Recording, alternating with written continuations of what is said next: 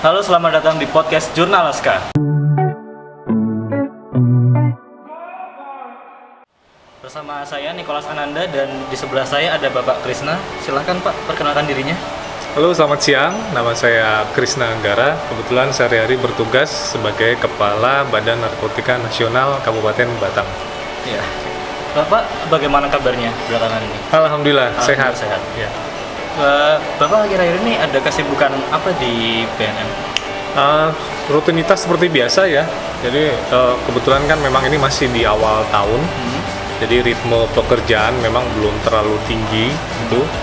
Tapi prinsipnya tiap hari tetap ada produk-produk yang harus kami hasilkan. Oh iya. Pak, untuk kan hari ini kan kita ada tema launching sekolah bersinar ya, atau sekolah bebas narkoba. Ya.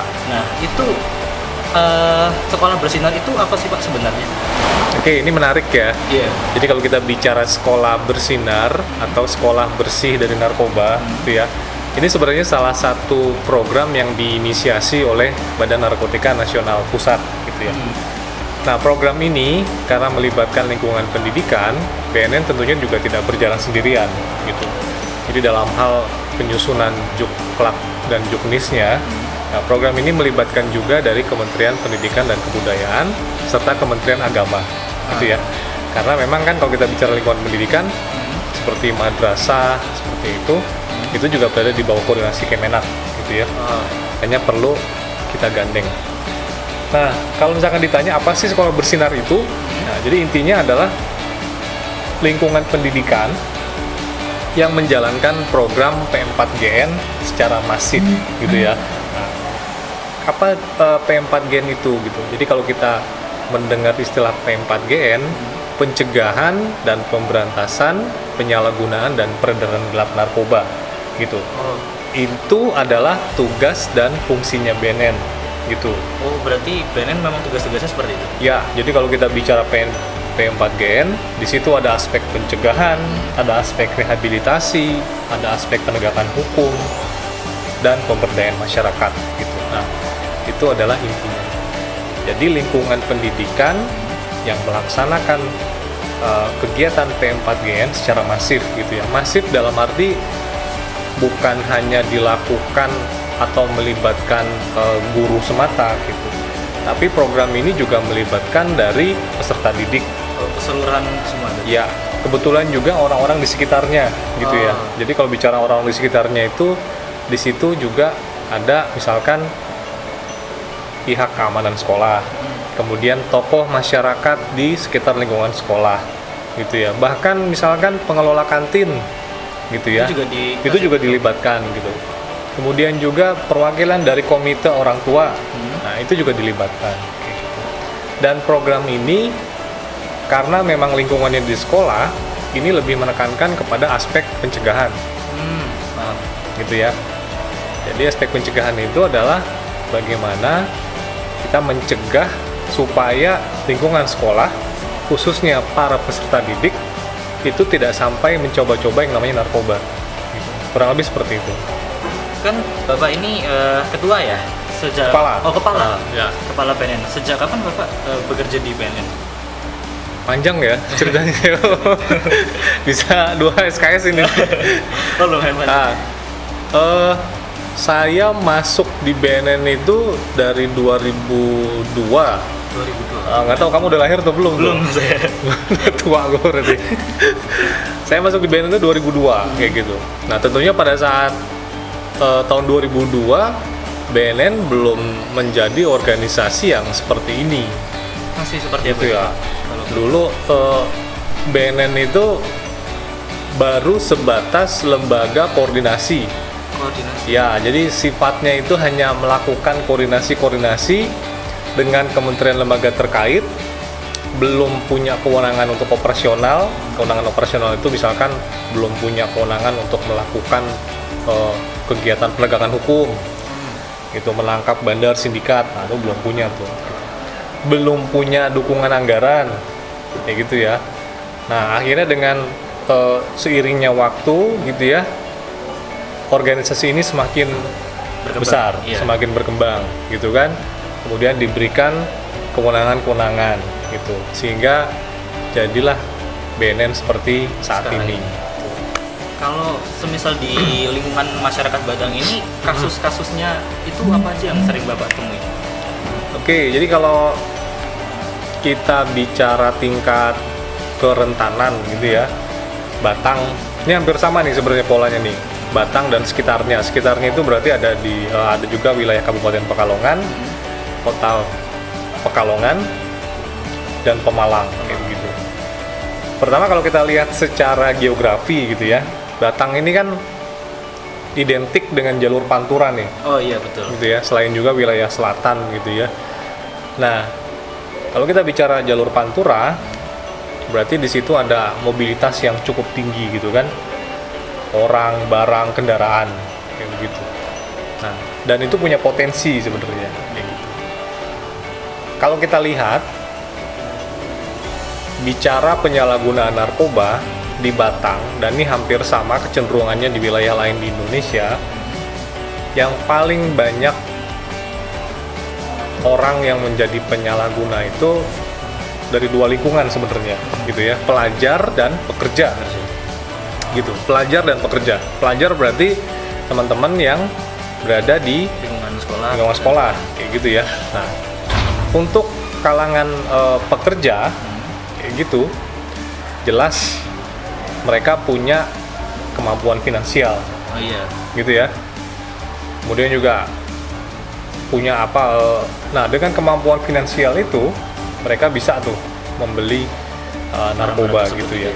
Jenis yang paling banyak dikonsumsi umumnya kalau bicara di kalangan pekerja ini adalah jenis stimulan gitu. Jenis stimulan itu artinya adalah jenis narkoba yang kalau dikonsumsi itu bisa meningkatkan, tanda kutip ya, tanda kutip, jadi meningkatkan metabolisme kayak gitu ya, fit gitu badannya ya gitu.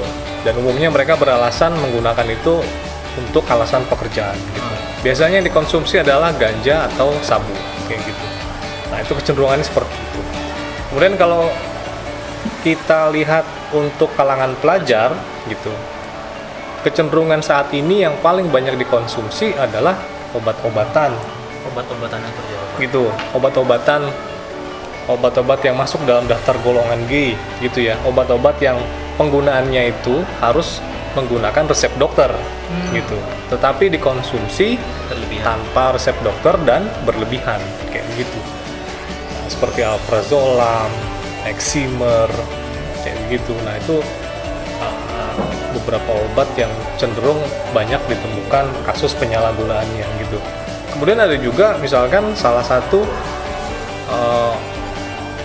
obat batuk gitu ya.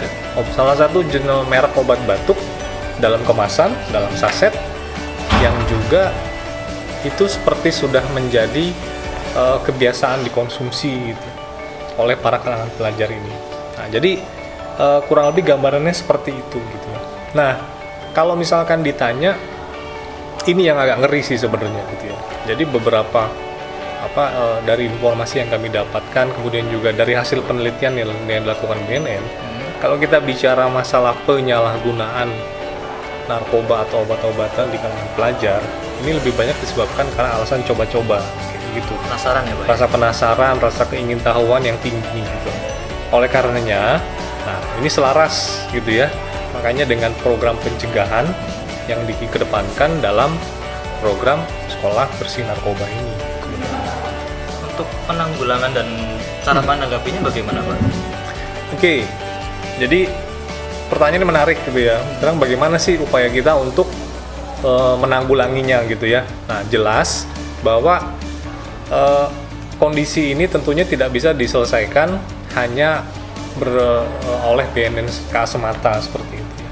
BNNK Batang itu jelas punya keterbatasan kayak gitu. Nah, salah satunya adalah perlunya dukungan dan komitmen dari stakeholder setempat gitu, termasuk dari pihak sekolah gitu. Makanya pihak sekolah harus memahami gitu ya, bahwa ini lingkungan saya punya kerentanan gitu ya. Lingkungan saya punya kerentanan, di sini ada banyak para pelajar kayak gitu yang berada di kisaran usia remaja, mereka punya kerentanan. Oleh karenanya sekolah harus berbuat kayak gitu. Betul. Nah, tugas kami di BNNK ini adalah melakukan pendampingan gitu kepada pihak sekolah gitu ya. Bagaimana supaya upaya pencegahan ini bisa berjalan secara maksimal gitu. Nah, kalau kita bicara kegiatan pencegahan, sebenarnya tujuan utamanya itu ada dua sebenarnya. Yang pertama itu adalah menjaga lingkungan sekolah supaya tetap sehat dan aman, gitu ya. Jadi jangan sampai misalkan ada kasus penyalahgunaan narkoba di sekolah ini, gitu ya. Jangan sampai ada yang pakai, gitu ya. Dan sekolah jelas punya kepentingan, gitu ya. Karena sekolah harus menjaga supaya lingkungan sekolah itu tetap aman dan supaya para peserta didik itu tetap sehat, kayak gitu ya. Nah, tujuan jangka panjangnya atau tujuan keduanya adalah bagaimana kita berusaha untuk bisa memberikan pembekalan kepada para peserta didik, kepada anak-anak yang ada di sekolah ini, gitu ya. Harapan kita tentunya selepas mereka lulus dari sini, mungkin nanti mereka akan masuk ke bangku kuliah atau kerja, itu bisa tetap mempertahankan sehat, ya? Supaya sehat dan bersih dari narkoba kayak gitu. Saya punya pertanyaan menarik nih Pak. Kan narkoba ini termasuk obat ya. Yeah. Nah itu untuk digunakan dalam medis itu legal atau tidak? Oke. Nah jadi faktanya memang kalau kita bicara narkoba atau narkotika ya, narkoba itu sebenarnya kepanjangan gitu ya. Narkotika, psikotropika dan bahan adiktif lainnya. Kalau kita bicara spesifik narkotika sebenarnya memang ini dibutuhkan gitu ya. Dunia lain juga sama sebenarnya. Negara di berbagai belahan dunia gitu. Kita tidak bisa menghilangkan narkotika sampai dengan 0% itu tidak. Karena memang dibutuhkan untuk betul. Dunia medis terutama sangat membutuhkan kayak gitu zat narkotika ini. Seperti misalkan orang pada saat mau operasi harus dibius. Nah, nanti dokter akan memberikan zat narkotika tertentu gitu kan untuk membiusnya kayak gitu. Yang menjadi masalah adalah penyalahgunaannya, gitu ya. Jadi narkotika itu sepanjang misalkan diberikan oleh orang yang berwenang, dalam hal ini dokter, gitu ya. Kemudian sesuai dengan dosisnya, itu tidak masalah. Gitu. Tetapi akan menjadi masalah ketika disalahgunakan, kayak gitu. Nah itulah yang harus kita cegah ya. Gitu. Untuk jenis-jenis narkoba ini kan banyak Pak ya Pak. Yang paling bahaya efeknya bagi kesehatan manusia itu yang apa Pak? Prinsipnya semua penyalahgunaan narkoba itu berbahaya gitu ya. Karena kecenderungannya itu kalau kita bicara narkoba, zat ini kan akan menimbulkan ketergantungan nih, gitu ya. Dalam arti misalkan seseorang pada saat mengkonsumsi obat misalkan 1 butir. Oke, mungkin dia 1 butir sudah merasa cukup gitu kan. Nah, lama-lama tubuh akan mengalami resistensi itu, kayak gitu. 1 butir dirasakan kurang, nambah 2, nambah 3, 4 dan seterusnya. Kemudian kalau misalkan di stop, misalkan 1 hari nih orang itu nggak minum sama sekali. Nah, tubuh akan menagih tuh. Oh, memancing ya. Tubuh akan menagih. Tubuh akan merasakan gejala dampak yang tidak nyaman kayak gitu kan. Dengan kata lain, kita bisa bilang bahwa orang itu sudah mengalami yang namanya ketergantungan berarti gitu ya. Nah, jadi sekarang solusinya bagaimana gitu? Solusinya adalah jangan coba-coba gitu ya. Jadi jangan pernah percaya ada pendapat atau kalau misalkan ada orang yang bilang bahwa kalau kamu menggunakan sekali 2 kali itu tidak masalah gitu, tidak akan menimbulkan ketergantungan. Itu nggak benar informasi seperti itu gitu ya.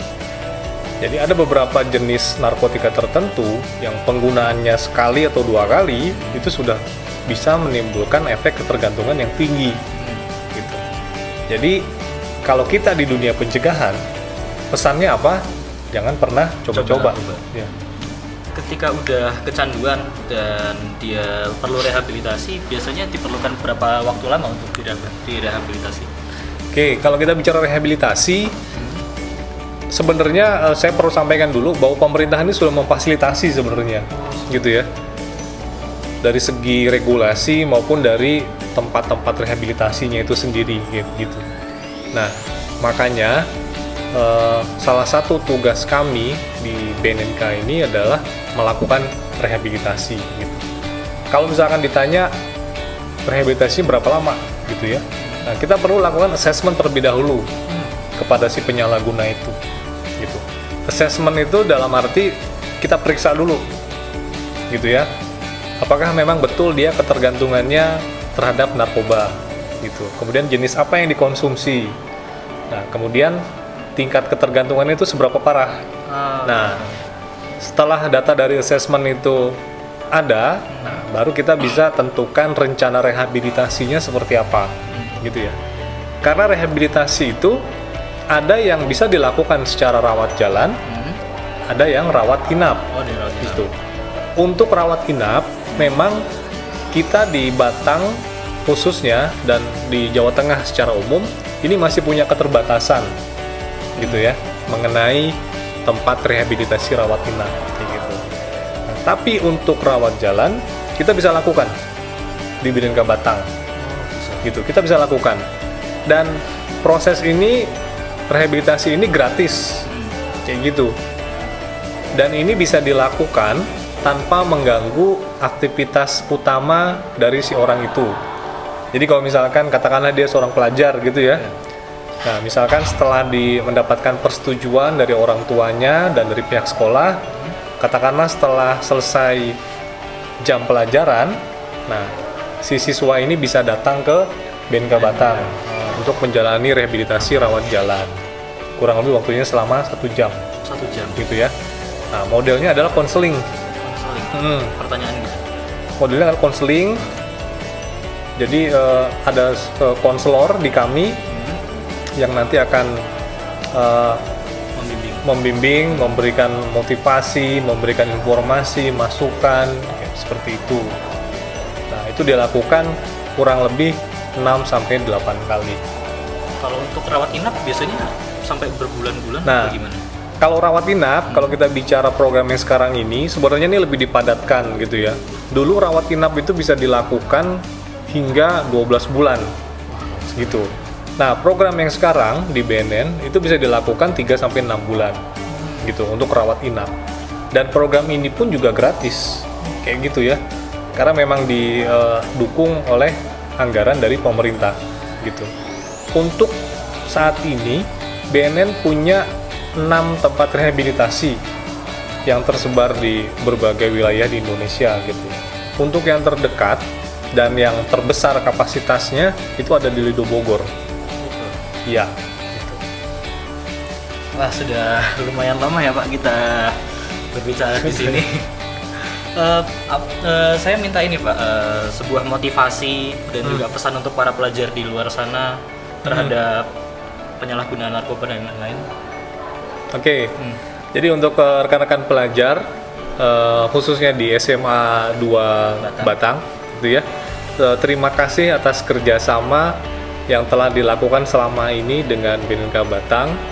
Itu saya atas nama pribadi mengapresiasi sekali gitu, dan berharap program pencegahan khususnya itu bisa lebih dimaksimalkan ke depannya kayak gitu ya. Karena kalau kita bicara masalah penyalahgunaan narkoba, nah, itu adalah kondisi yang nyata yang ada di depan mata kita gitu. Kita tidak bisa lari dari kondisi itu, nah, tapi kita bisa membekali diri kita gitu ya dengan berbagai macam pengetahuan dan informasi supaya kita tidak salah jalan gitu ya, supaya kita tidak mengkonsumsi yang namanya narkoba gitu ya. Masa depan teman-teman masih sangat akan panjang gitu ya. Oleh karenanya tugas dari pihak sekolah, dari Bapak Ibu guru, dan juga dari kami di BNNK Batang ini, bagaimana kita mengupayakan supaya teman-teman bisa tetap sehat, bisa tetap aman, bisa meraih cita-cita setinggi mungkin di masa yang akan datang. Tanggapannya Bapak soal Jurnalaska ini bagaimana Pak? Dan harapannya untuk kedepannya? Oke, saya apresiasi ya kemarin pada saat ketemu dengan Pak Yai ya, saya antusias kayak begitu pada saat kemarin dijelaskan ada ekstrakurikuler bidang jurnalistik gitu di sekolah ini. Kemudian juga kemarin sempat disampaikan juga ada apa sih, salah satu program mading apa kalau nggak salah, yang cukup berjalan di sekolah ini gitu kan.